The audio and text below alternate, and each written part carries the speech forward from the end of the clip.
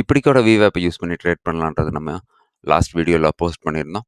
So அதோட ஒரு சின்ன அப்டேட் தான் இது. ஸோ VWAP 2.0 இந்த வீடியோ. ஸோ வாங்க நம்ம டைரெக்டாக இந்த வீடியோவை பார்க்க ஆரம்பிச்சிருவோம். ஸோ இதோட செட்டிங்ஸ் பார்த்துருவோம். First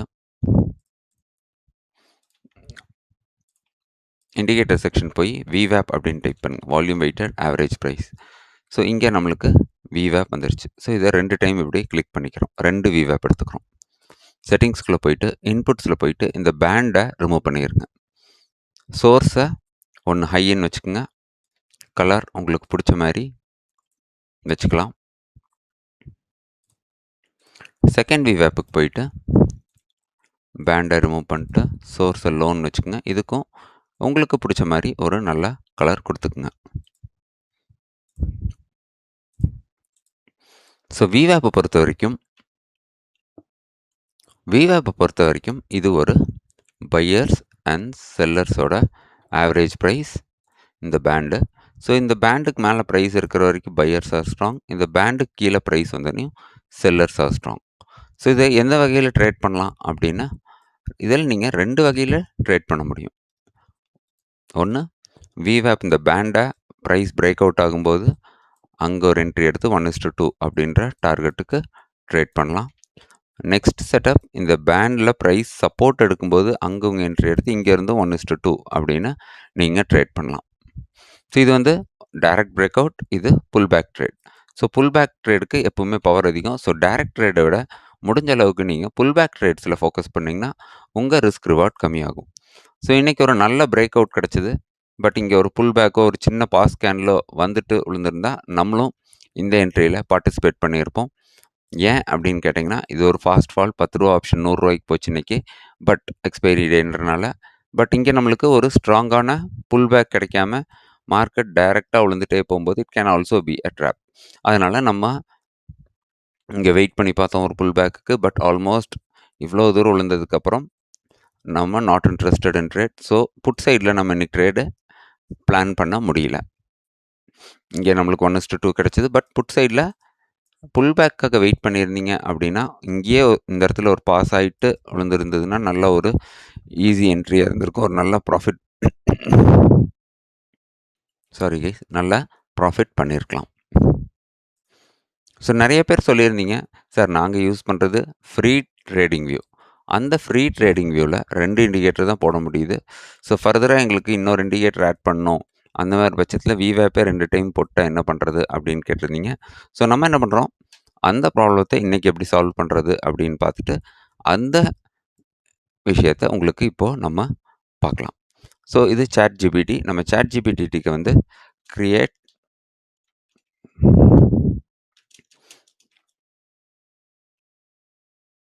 make a indicator using VWAP high and VWAP low and give buy sell signals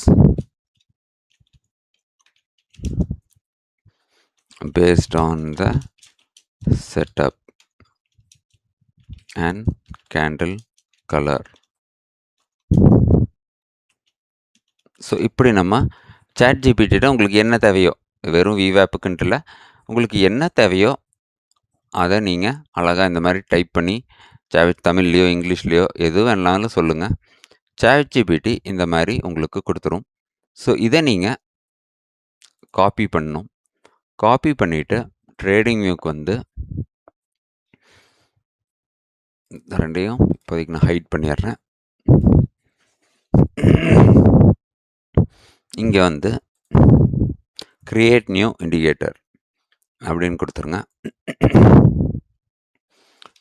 இங்கே நம்ம காப்பி பண்ணதை அப்படியே பேஸ்ட் பண்ணி ஆட் டு சார்ட் அப்படின்னு கொடுத்துட்டிங்கன்னா இப்போ VWAP நம்மளுக்கு அழகாக பை செல் சிக்னலோட ஒரு சூப்பரான இண்டிகேட்டரை க்ரியேட் பண்ணி கொடுத்துருச்சு.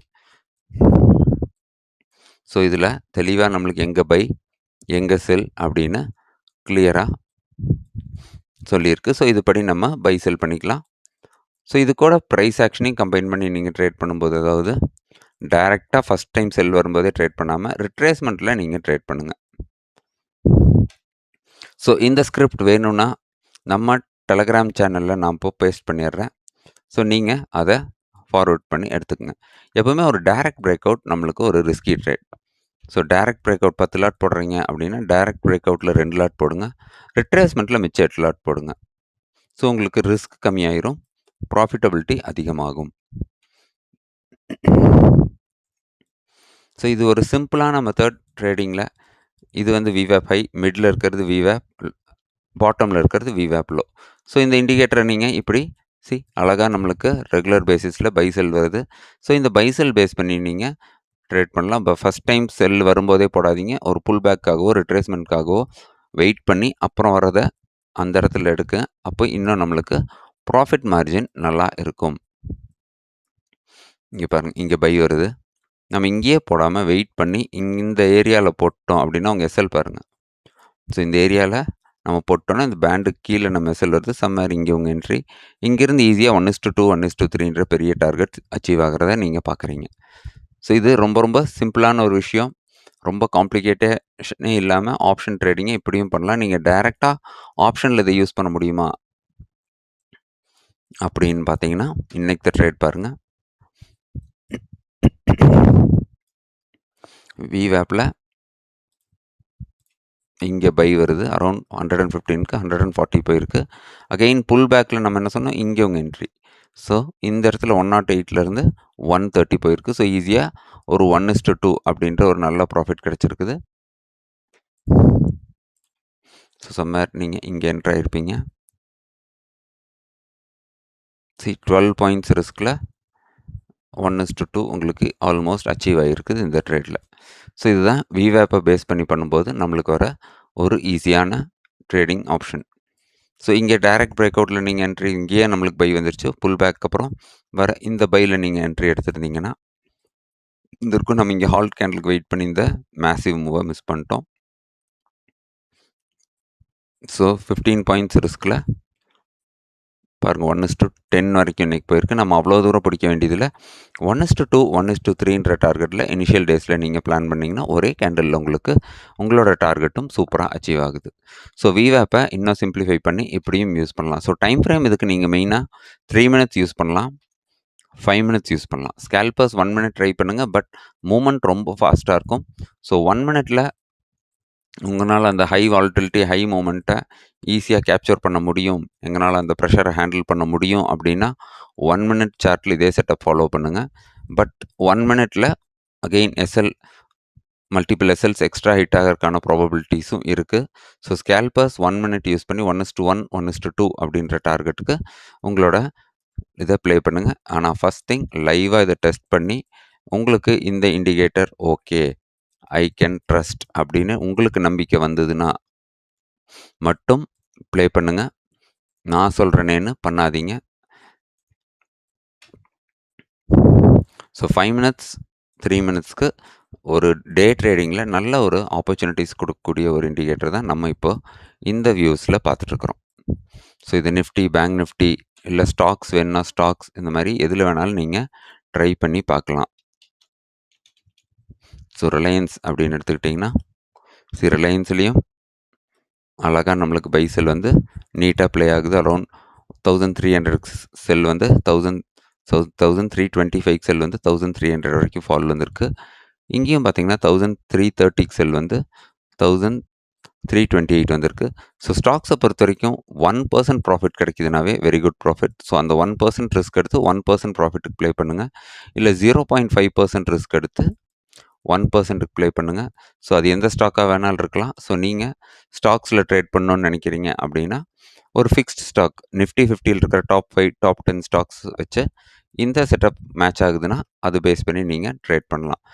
இல்லை பேங்கிங் செக்டார், ஹெச்டிஎஃப்சி பேங்க்கில் நீங்கள் ட்ரேட் பண்ணணும் அப்படின்னு நினைக்கிறீங்கனாலும் டைரெக்டாக ஹெச்டிஎஃப்சி பேங்க் யூஸ் பண்ணி செட்டப் ஒன்று தான். இன்னைக்கு பை வந்திருக்குது 784 to 790. எத்தனை பர்சன்டேஜ் கிடச்சிருக்குன்னு பாருங்கள்.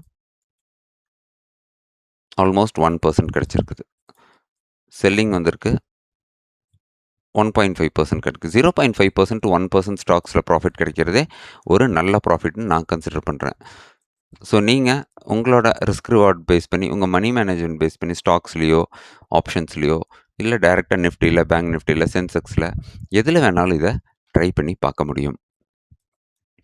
ஸோ இந்த இண்டிகேட்டரோட கோடிங்கை நான் காப்பி பண்ணி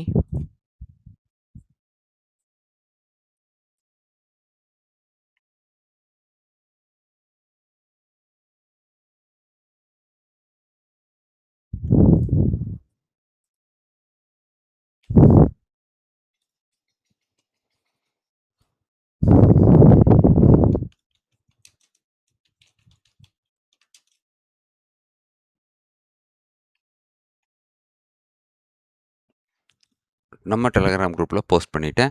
ஸோ நீங்கள் இதை எடுத்து யூஸ் பண்ணி பாருங்கள். ஸோ இது ரெகுலராக ப்ராஃபிட் கொடுக்கும்.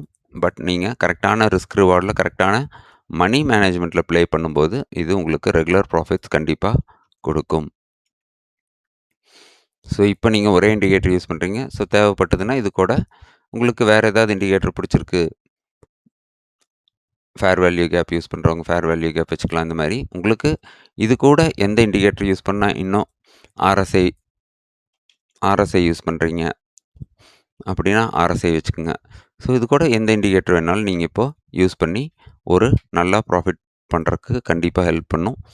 பட் ப்ளீஸ் மணி மேனேஜ்மெண்ட் ரொம்ப முக்கியம். மணி மேனேஜ்மெண்ட் இல்லைன்னா நீங்கள் பண்ணுற எல்லா வேலையும் வேஸ்ட்டாக போய்விடும். ஸோ ஆர்எஸ்ஐயை பொறுத்த வரைக்கும் 60-40 மிட் வேண்டியதில்லை. ஸோ நம்ம இண்டிகேட்டர் பேஸ் பண்ணி அதிகமாக ட்ரேட் பண்ணுறதில்ல. மேக்ஸிமம் கேண்டில்ஸ் பேஸ் பண்ணியே நம்ம பண்ணிடுவோம். ஏன்னா கேண்டில்ஸில் என்ட்ரி நம்மளுக்கு ஏர்லியராக கிடைக்கும், எஸ்எல் சின்னதாக இருக்கும். ஸோ அதனால் மோஸ்ட்லி கேண்டில்ஸ் பேஸ் பண்ண ட்ரேட்ஸ் நான் ப்ரிஃபர் பண்ணுவேன். இல்லை நாங்கள் இண்டிகேட்டர் பேஸ் பண்ணி பண்ணாலும் கரெக்டான ரிஸ்க் ரிவார்டில் எங்களால் உட்கார முடியும் அப்படின்றவங்க ஆர்எஸ்ஐ எப்போல்லாம் 40 கீழே போகுதோ அப்போ இங்கே செல்லிங் வருதுன்னா you can try for it. சின்ன சின்ன எஸ்எல் கொடுக்க பயப்படாதீங்க. ஆனால் இந்த மாதிரி ஒன் டைரக்ஷன் மூவ் வரும்போது ஹோல்ட் பண்ணி மேக்ஸிமம் 1:3 1:4 அப்படின்னு எடுக்க பாருங்கள். ஸோ 1:1 கிடச்சோன்னையும் எஸ்எல் காஸ்ட்டு கொண்டு வாங்க, இல்லை 50% புக் பண்ணுங்கள். இந்த மாதிரி உங்களோட கேபிட்டலை உங்களோட குவான்டிட்டியை கரெக்டாக மேனேஜ் பண்ணி இந்த ட்ரேட் பண்ணலாம். இது ஜஸ்ட் ஆர்எஸ்ஐ வந்து ஒரு சின்ன எக்ஸாம்பிளுக்காக கொடுத்தேன். ஸோ இது கூட நீங்கள் வேறு ஏதாவது கம்பைன் பண்ணுறதுக்கு இன்ட்ரெஸ்ட் இருந்ததுன்னா கம்பைன் பண்ணுறதுக்கு உங்களுக்கு இன்னொரு இண்டிகேட்டர் ஆப்ஷன் வேணும் அப்படின்றக்காக தான் நம்ம இந்த ஆர்எஸ்ஐ சொன்னோம். ஸோ இல்லை நீங்கள் ஆர்எஸ்ஐ வேண்டாப்பா, எங்களுக்கு இன்னுமே பெட்டராக ஏதாவது கொடு அப்படின்னு சொன்னீங்கன்னா கமெண்ட் பண்ணுங்கள். ஸோ இது கூட வேறு எந்த இண்டிகேட்டர் கம்பைன் பண்ணால் நம்ம இன்னும் ப்ராஃபிட்டபுளாக இருக்க முடியும் அப்படின்றதையும் நம்ம பார்த்துருவோம். ஸோ இது ஏஐக்கு ஒரு தேங்க்ஸ். இந்த ஏஐ இருக்கிறதுனால நம்ம என்ன நினைக்கிறோமோ அதை அழகாக க்ரியேட் பண்ணி நம்மளால் போஸ்ட் பண்ண முடியுது. செல்லிங் வருது, ரீடெஸ்ட் ஆகுது, நம்ம ரீடெஸ்ட்டில் என்ட்ரி ஆகிறோம், ஒரு நல்ல கேப்சர் பண்ணுறோம். ஸோ இவ்வளோ தாங்க. இங்கே பாருங்கள், இங்கே கம்ப்ளீட்டாக உங்களுக்கு கிரே கலர் கேண்டில்ஸ் வந்துச்சுன்னா sideways move. So grey colour candle sideways மூவ்னு விட்டுறலாம். இல்லை பாட்டம் ஆர்எஸ்ஐயில் ஒரு சின்ன எஸ்எல்ல இங்கேருந்து இங்கே 1:3 உங்களால் கேப்சர் பண்ணியிருக்க முடியும். அகைன் இங்கே செல்லிங் வருது, செல்லிங்லேயும் 1:2 1:3 கேப்சர் ஆகுது. ஸோ கண்டிப்பாக இது ஒரு ஃபேவரபுளான இண்டிகேட்டராக இருக்கும். நீங்கள் முடிஞ்ச அளவுக்கு பேக் டெஸ்ட் பண்ணுங்கள், லைவ் டெஸ்ட் பண்ணுங்கள். பிடிச்சிருந்தா மட்டும் இந்த இண்டிகேட்டர் அப்ளை பண்ணுங்கள். நீங்கள் ப்ரைஸ் ஆக்ஷனில் மாஸ்டர் அப்படின்னா உங்களுக்கு இந்த இண்டிகேட்டரோட தேவையே இல்லை.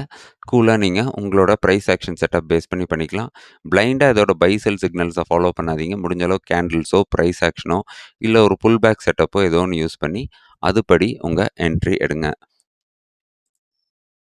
ஸோ இதுக்கு இவர்கிட்டயே add alert on pull back also அப்படின்ட்டு இருக்கும். ஸோ இப்போ இவர் புல் பேக்குக்கு என்ன மாதிரி அலர்ட் கொடுக்குறாருன்னு அதையும் 1 செகண்ட் பார்த்துருவோம்.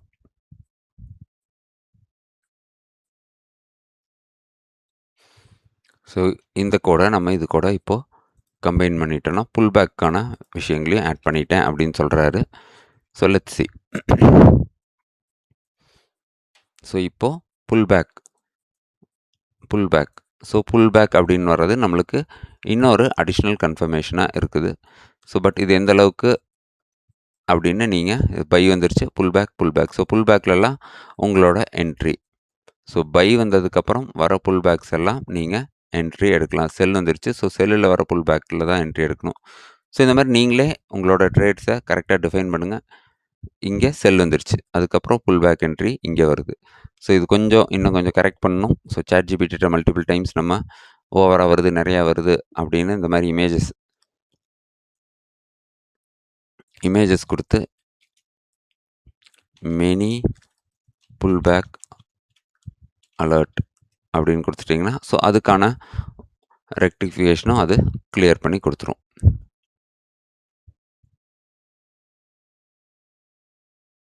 ஸோ இப்போ ஒன் டைம் மட்டும் புல் பேக் வர மாதிரி இண்டிகேட்டர் அது க்ரியேட் பண்ணியிருக்கு. ஸோ இதை நம்ம இப்போ பேஸ்ட் பண்ணி பார்ப்போம்.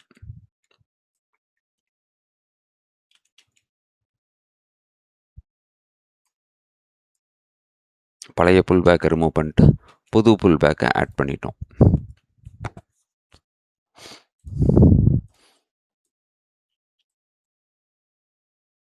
ஸோ இப்போ நம்மளுக்கு புல் பேக் ஃபுல்லாக குறைஞ்சிருச்சு.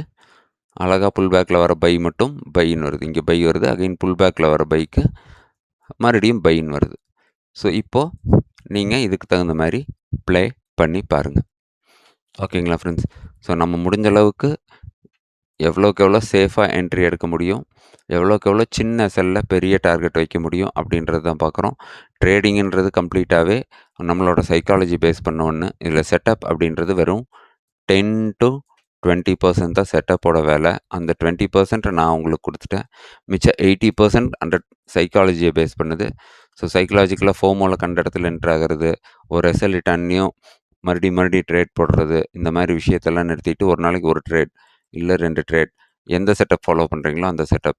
ஸோ அதுபடி கரெக்டாக 1:2 அப்படின்ற டார்கெட்டுக்கு ஒரு 20 டேஸ் ப்ராக்டிஸ் பண்ண ஆரம்பிச்சிங்கனாவே போதும். உங்களோட ட்ரேடிங் ஜேர்னியும் பெட்டர் ஆயிரும். ஸோ தேங்க்யூ ஃபார் வாட்சிங். ஹோப்ஃபுல்லி சப்ஸ்கிரைப் பண்ணாதவங்க சப்ஸ்கிரைப் பண்ணுவீங்க. இந்த இண்டிகேட்டர் பிடிச்சிருக்குதுன்னா கமெண்ட் பண்ணுங்கள். இல்லை நெக்ஸ்ட் வேறு எந்த மாதிரி இண்டிகேட்டர் நம்ம க்ரியேட் பண்ணலான்னு கமெண்ட் பண்ணுங்கள். நம்ம அதையும் பேஸ் பண்ணி ஒரு இண்டிகேட்டர் க்ரியேட் பண்ணுவோம். தேங்க்யூ ஃபார் வாட்சிங் ஃப்ரெண்ட்ஸ்.